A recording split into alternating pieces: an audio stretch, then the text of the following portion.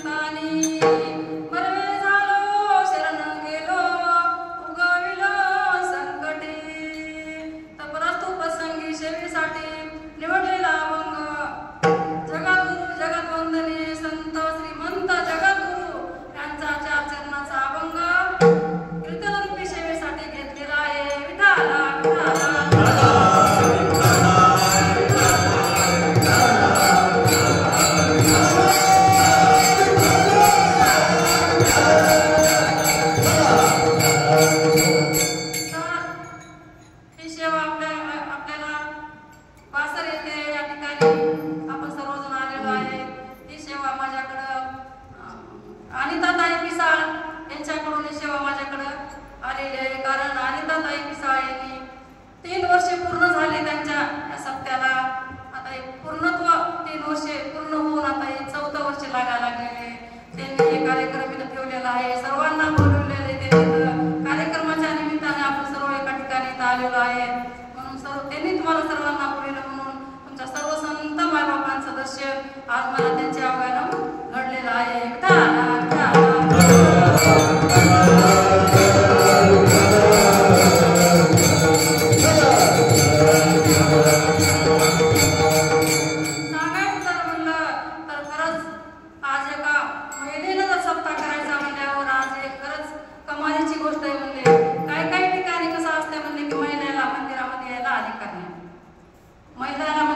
मंदिरामध्ये यायचं म्हणलं तर कुठं कुठं परवानगी नाही. लांब कशाला आमच्याच गावामध्ये ते आमच्या गावच्या आमच्या आलेले आहेत म्हणजे आमच्या मैत्रीण त्यांची इथं पंगत आहे. आजची पंगत त्यांची आहे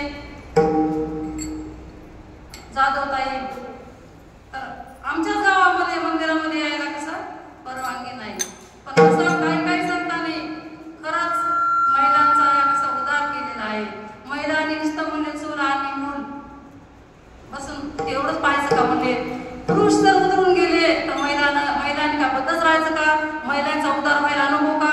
म्हणून त्यांनी आपल्याला बाहेर काढलं. बाहेर संतांनी आपल्याला काढलं. त्याच्यामध्ये पुन्हा आणखी अनिताताईने तेवढा सप्ताह भव्य दिव्य ठेवलेला आहे. आज सप्त्याचा दुसरा दिवस आहे. असं नंदनवन वाटायला लागलेले. जसं मी इथं आले तसं इतके असे रसवंती लागायला लागलेले. एवढं इथं कर्मा लागलेले. सगळे आपले भक्तगण इथं आलेले आहेत. त्यांच्या शब्दाला मान देऊन आता आपल्या जिंतूरचे भजनी मंडळ त्यांचा रात्री एवढा दणदणीत हरिपाठ झालेला आहे. पुन्हा एकापेक्षा एक कीर्तन पण रात्री आपल्या गणपूरच्या ताई होत्या बापू महाराज यांची मुलगी त्यांचं पण कीर्तन काल इतकं सुंदर झालं. एकापेक्षा एक कीर्तन इथं सुंदर व्हायला लागले इथं. आणि आणखीन आता मी आता सेवा करण्यासाठी तर थोडं आता शेवके सांगितले करावे का म्हणते देव तू पण कामा नये. तुका म्हणे संत सेवा हीच देवा उत्तम. तुका म्हणे मज घडव त्यांची सेवा तरी माझ्या दैवा पार नाही. म्हणून सेवेसाठी आता इथे मी तो उभं राहिलेले आहे. कारण आता माझ्या नंतर सुद्धा आणखीन अनेक कीर्तनकार खूप म्हणजे महान कीर्तनकार आहेत. म्हणजे आपले दिगंबर महाराज यांचं कीर्तन होणार आहे. इतके महान महाराज आहेत ते. त्यांची दिंडी असते दरवर्षी याच्या भोप्यावरून निघते पैठणला पायी जातात ते. त्यांच्यासोबत बराचसा समाज आहे. पुन्हा दुसरी गोष्ट आपले कपाळ बाळासाहेब कपाळ पत्रकार यांची सुद्धा म्हणजे मूर्ती लहान वाटते पण कीर्ती त्यांची खूप मोठी आहे. समाजसेवा ते खूप समाजसेवा करतात. त्यांनी आजच आपल्याला प्रवचनमध्ये कितीतरी प्रवचन केलं. कितीतरी सर्वांना त्यांनी मार्गदर्शन केलं. किती त्यांनी वाक्य त्यांनी त्यांचे शब्द किती त्यांनी चांगले आपल्याला आपल्या कानापर्यंत नेऊन पोहोचवले. आज समाजसेवा त्यांनी किती उदाहरण दिलं. आज म्हणले एका माणसाचा ऍक्सिडेंट झाला होता म्हणले. आज नसते तिथं गोपाळ महाराज त्या ठिकाणी गेले. जर दुसरा जर कोणी व्यक्ती गेला असता पण कोणीच असं एवढं करू शकलं असतं की त्यांना स्वतःच्या गावी टाकणं नेणं. पण ही म्हणले सर्वापेक्षा म्हणजे खूप मोठी सेवा आहे.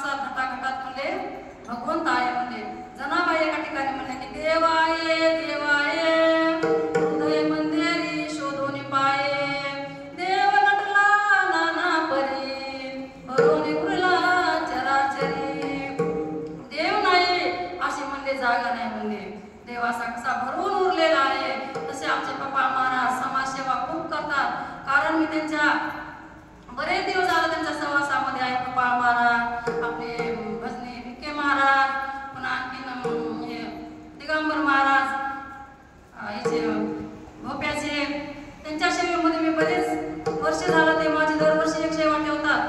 ताई कसं काय होईल म्हणले, एडी वाकडी तुमची सेवा आमच्या दिंडीमध्ये एकतरी तुमचं तिथं चिंतन कीर्तन राहणार म्हणजे. दरवर्षी मी त्यांच्या गावात मला बोलतात. त्यांच्या गावामध्ये सप्ताह असतो, महिलांचा कार्यक्रम भागवत होतं. त्या महिलांच्या कार्यक्रमात सुद्धा त्यांनी मला बोलवून घेतलं 2 वर्षे. तिथं पण त्यांनी मला सेवा दिली. म्हणून मला असं वाटलं की आज आमच्या ताईचा सप्ताह आहे. ताईने मला अगोदर सांगितलं, ताई सप्ताह चाल आहे तुमच्या हातावर बरं काय, तुम्ही असं म्हणू नका की माझा सप्ताह एकटीच आहे म्हणून.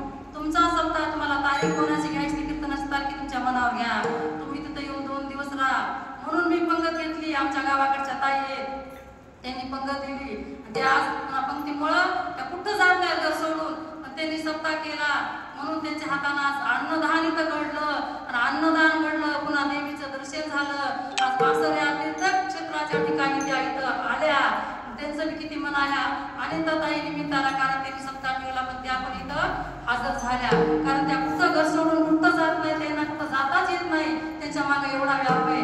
पण त्या इथं अन्नदान आहे म्हणून त्या निमित्तानं इथं आलेले आहेत. म्हणजे अन्नदानाचं सुद्धा एवढं पुण्य सांगितलेलं आहे. म्हणजे नामदेव महाराजांनी एक अभंग तयार केलेला आहे की म्हणजे अन्नदाने दृढाविषय, उदकदाने सदा सुखी, मंदिरदाने भुवन पालकी. अन्नदान जर केलं म्हणले तर इथं कसं दररोज म्हणले ज्ञानदान तर आहेच आहे, पण त्याच्यामध्ये अन्नदान पण आहे. कोणतीच गोष्टीची कमी नाही. ताईने काल सगळ्यांना चहा करून आणला, कोणाला शरबत करून आणलं, असं कोणतीच कमतर नाही. पाणी आता उन्हाळ्याचं पाणी एवढं लागायला लागले, पाण्याचे असे जार भरले त्यांनी ठेवलेले आहेत. म्हणून म्हणले उदकदाने सदा सुखी, मंदिरदाने भुवन पालकी.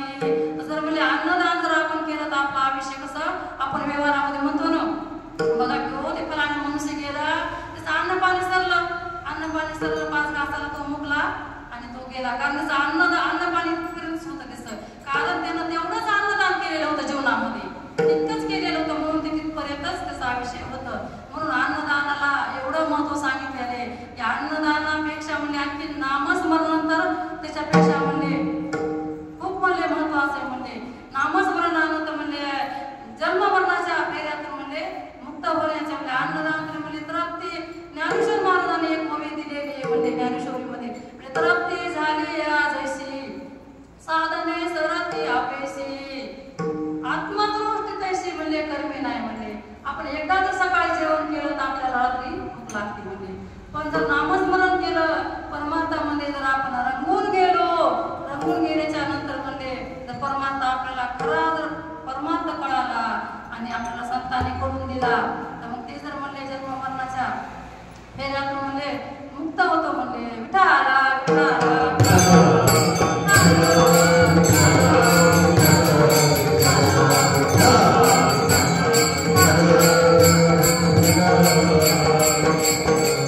म्हणून आपल्याला आता ही कीर्तनरूपी सेवा जी आहे ती काय म्हणजे माझी एकटीची कीर्तन नाही, आपल्या सर्वांनी मिळून हे कीर्तन करायचे म्हणले. कारण मी एकटी उभा राहून बोलायले म्हणून मीच कीर्तनकार म्हणून नाही, म्हणजे आपल्याला सर्वांनाच मिळून कीर्तन करायचे. म्हणजे एकट्याचा डोळे खेळ म्हणून मिळविला. ते आमच्या पवारताई महाराज त्या पण कीर्तन करतात, त्यांना गाता पण छान येते. त्यांनी आता कीर्तन करून गेले. त्या इथं काल परवा आम्ही सोबत 2 दिवस झाले आम्हाला, आम्ही कीर्तन करून गेलो. पण आज आणखी त्या परत एवढ्या लागून कीर्तनामुळे सेवा. अहो कीर्तनाचं काही नाही, आताच कपाळ महाराजांनी प्रवचन सांगितलं, प्रवचन केलं कीर्तन केलं म्हणून काय मोठं झालं का. अहो प्रवचनापेक्षा कीर्तनकारापेक्षा म्हणजे तुम्ही सर्व म्हणले बसलेले त्याच्यापेक्षा मोठे म्हणले. एका ठिकाणी महाराज म्हणले की गुलाबाचे फुलं आहेत म्हणले. ज्ञानेश्वर महाराज काय म्हणले की तुम्ही मयुष्याच्या मूर्ती, मी दुबळा चितसे भक्ती, जरी बोल गंगावती शिवकारा की म्हणले सांगण्यापेक्षा कंबर बांधून कीर्तन केल्यापेक्षा म्हणजे ऐकणाऱ्याला एवढी मोठी पदवी दिलेली ज्ञानेश्वर महाराजांनी. म्हणले तुम्ही साक्षात म्हणले महेशाच्या मूर्ती आहेत. एका ठिकाणी तर महाराज म्हणले तुम्ही म्हणले गुलाबाचे फुलं आहेत म्हणले. जसं म्हणले फुलामध्ये फुल जे असते म्हणले सर्व फुलांचा राजा म्हणले गुलाबाचं फुल आहे. गुलाबाचं फुल असं कोणाला आवडत नाही म्हणले, गुलाबाचं फुल कोणालाही आवडते म्हणले. किती छान दिसते म्हणले, सगळीकडून त्याला काटे असतात, पानात असतो काट्यात असतो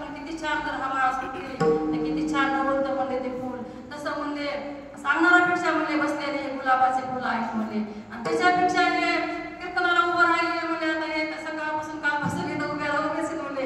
त्यांना म्हणले अशी उपमा दिली तुम्ही तर म्हणले मोगऱ्याचीच फुलं आहेत म्हणले. इथं जाई जुई आणि मोगऱ्याची फुलं आहेत म्हणले. आता या ताई छान गातात. हे आपले विकास महाराज आपले भाऊ त्या आमच्या पवार ताई आता हे म्हणले आता या गायच्या जिंतूरच्या सर्व बातमी मंडळ त्या आमच्या ताई वेणेगिरी ताई त्या म्हणजे जाई जुई मोगरा म्हणले यांचा तर म्हणजे इतका छान म्हणले भूमिजन मंडळात जायचं तर म्हणजे सुवासच आहे म्हणले. आणि त्याच्यामध्ये कोण म्हणलं हे कोणतं फुल म्हणले धोत्र्याचं फुल म्हणलं. सर्व आहे म्हणले मोगऱ्याचं फुल आहे त्याच्यामध्ये कसं धोत्र्याचं फुल आहे म्हणले. पण तुमच्या सर्वजणांमुळे या धोत्र्याच्या फुलाला शोभा आली म्हणले. जर तुम्हीच इथं कोणी नसतात मी तर कोणाला सांगितलं असतं. आज आमचे युट्यूबवाले पत्रकार नसते 2 युट्यूबवाले असते आज काय आज किती जे कार्य हो मला सांगा तुम्ही याच दे याचा डोळा पाये मुक्तीचा सोळा आपल्याला म्हणले मेल्याच्या नंतर म्हणले फुलाचे हार घालतात म्हणले. एकापेक्षा एक ताजे आणून घालतात हातात लावतात सावली लावतात काय काय करतात म्हणले. पण कधी करतात गेल्याच्या नंतर करतात म्हणले. पण आता कसं म्हणजे साक्षात म्हणले आमच्या माझ्या बहिणीने गुरु बहिणीने साक्षात फुलाचा हार घातला. आज इथं युट्यूब लावलेला आहे. आज माझ्या बहिणी इथं साक्षात असा अंगात माझ्या काटा यायला लागलेला आहे. असा आज माझ्या बहिणी साक्षात उभ्या आहेत. त्या कालपासून सारख्या ड्रेसवर येतात. त्यांचा हरिपाठ मला बघता येईल काय सांगायचं इतका छान त्यांनी हरिपाठ केला म्हणजे ती पद्धतच वेगळी वाटली. आणि त्याच्यामध्ये पुन्हा या ताईचा आवाज हरिपाठाला यायला त्याला इतका सुंदर त्यांनी कालपासून त्या परेशान आहेत. एका ड्रेसवर आहेत पण आहेत. म्हणून मग दुसरं काय पाहिजे म्हणजे आता मला सांगा तुम्ही दुसरं काय म्हणून म्हणजे की ह्याच दे ह्याच डोळा पाये मुक्तीचा सोळा मला एवढंही आवडतंय. खरं सांगू का मी तर नारदच्या गादीवर उभी बघा आता माझा आमंत्रण राहून जाईल. आमच्या गावाकडं एक इतका सप्ताह मोठा केला की 7 क्रुझर गाड्या अशा गावाकडे नेल्या होत्या. आमच्या ताईला माहिती आहे पूर्ण परभणीचं बसली मंडळी हे भाऊ सोडून तेव्हा म्हणत नव्हती पूर्ण बसली मंडळी गावाकडे दिवसभर कार्यक्रम केला. सर्व मालकांना म्हणलं आपल्याला लग्न कोणाचं करायचं नाही काय नाही म्हणलं आता आपल्या जीवनामध्ये येऊन हेच आपल्याला करायचंय म्हणलं. आणि मग तिथं दिवसभर कार्यक्रम केला तर सगळ्या म्हणू लागल्या आमच्या जावा म्हणाले कार्यक्रम कशाचा आहे कार्यक्रम कशाच्या निमित्तानं आहे. मी म्हणलं सांगायचं नाही म्हणजे गुप्त आणि मुक्त म्हणले. जे गुप्त आहे ते मुक्त असते बरगट ते अखंड खटखट असते म्हणलं हे गुप्त आहे म्हणलं. मग म्हणलं तू सांगत झालीस कशाच्या निमित्तानं कार्यक्रम आहे म्हणलं ही आमच्या दोघांची तेरवी म्हणलं. तेरवी म्हणलं आमच्याच हातानं आम्हाला इथं पिंडदान करायचं आहे. पिंडदान ते केलं काशीला काशीच्या ठिकाणी आम्ही जाऊन आलो पण आमच्या हातानं आम्ही एवढा मोठा सप्ताह केला. आमच्या ताईला माहित असेल तर आमच्या गावालाच आहेत पण एवढा सप्ताह मोठा केला की आमच्या हातांचा आम्ही आमची तेरवी पण घातलेली आहे.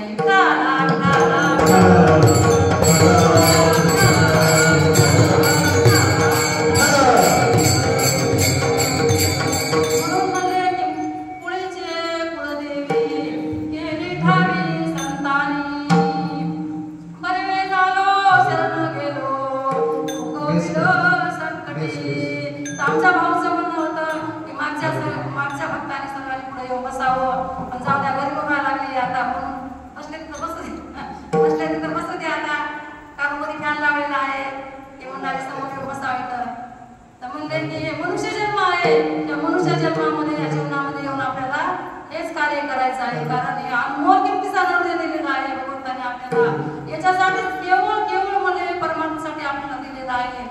आपण ते करायला लागलो तर आपण किती भाग्यवान म्हणायला लागलो की खरंच आपला आपण दुसऱ्यानं पाठ आपल्याला पेक्षा आपण पाठ थापटून घ्यावा.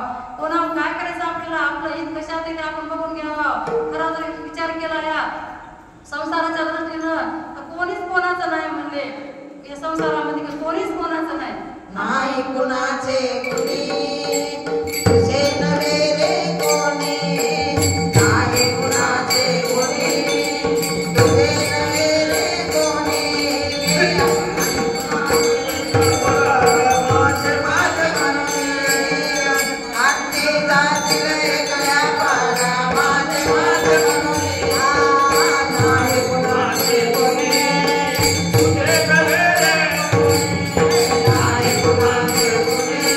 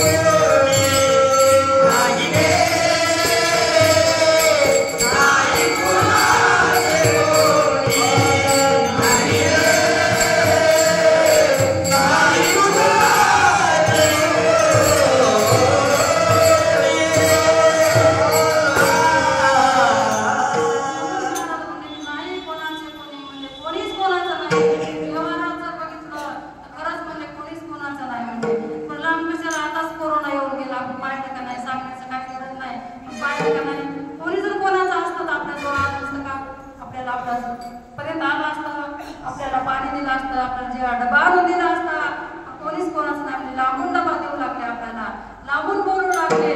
म्हणून या व्यवहाराच्या दृष्टीनं सगळ्याला आपल्याला असं वाटतंय हे माझं, ते माझं, ते माझं. पण भगवंताशिवाय, एका भगवंताशिवाय दुसरं कोणीच नाही म्हणले. काल तुमच्या घराचा टाइम आला,